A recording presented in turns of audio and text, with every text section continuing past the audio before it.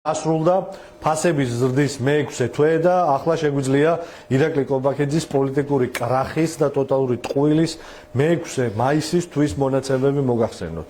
ფასების მუსურელის ფასების კომისიის კრახი კიდევ ერთი თვის სახსტატის მონაცემებით დასტურდება. საქართველოში მაისის თვის წლიური ინფლაცია 5.7%-ია. უფრო კონკრეტულად 2026 წლის მაისში წინა წლის შესაბამის პერიოდთან შედარებით ფასები შემდეგნაირად გაიზარდა.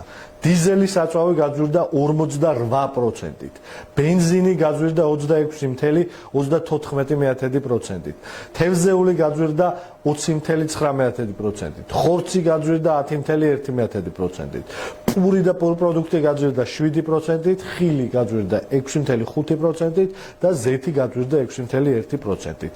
დღეს კიდევ ერთხელ თამამად და უტყუარად შეგვიძლია ვთქვათ, რომ პარლამენტში შექმნილი სამარცხვინო კომისია, სუსის მასზე უფრო სამარცხვინო გამოძიება, პროპაგანდისტული არხების და ირაკლი კობაქიძის გაუთავებელი მტყუილები იმის შესახებ, რომ საქართველოში ფასების ზრდას რაიმენაირად მათი ხელით და მათ პირობებში მოევლებოდა, იყო მტკნარი სიცრუე და საქართველოს მოქალაქეების დაცინვა იმ ადამიანებისა, რომლებსაც ყველაზე მეტად სჭირდებათ სახელმწიფოს გვერდში დგომა და ვისაც უნდათ რომ ჯეროდეს იმისა, რასაც ეუბნება ხელისუფლება, რადგან უჭირთ. მაგრამ სამწუხაროდ ამ ადამიანებს კიდევ ერთხელ მორიგჯერზე იმედები გაუცრუა ირაკლი კობაქიძემ და ქართულმა ოცნებამ.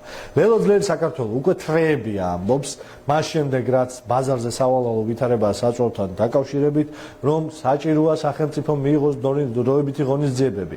კერძოდ გაუქმდეს ან შემცირდეს ბენზინზე აქციზის გადასახადი იმისათვის, რომ ბენზინის ფასი რაღაცა თვალსაზრისით იქნას დაჭერილი. შეგახსენებთ, რომ ქართულმა ოცნებამ 2017 წელს ეს აქციზის გადასახადი გააორმაგა. იმ დაპირებით 2012 წელს, რომ აქციზ მთლიანად რომ ბენზინის საწვავს გაიაფებდა, ბენზინის გადასახადს გაიაფებდა.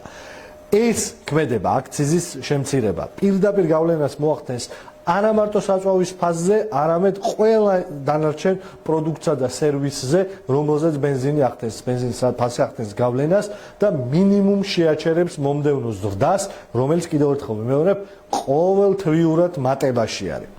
საქართველოს მაღალი ინფლაციის პირობებში შეგახსენებთ, რომ 2026 წლის ბიუჯეტში საქართველოს მთავრობამ, რომელსაც ხელმძღვანელობს ამხანაგი კობახიძე, 20 ლარით გაუზარდა პენსია პენსიონერებს და 1000-ობით ლარით გაიზარდათ ხელფასი ჩინოვნიკებს.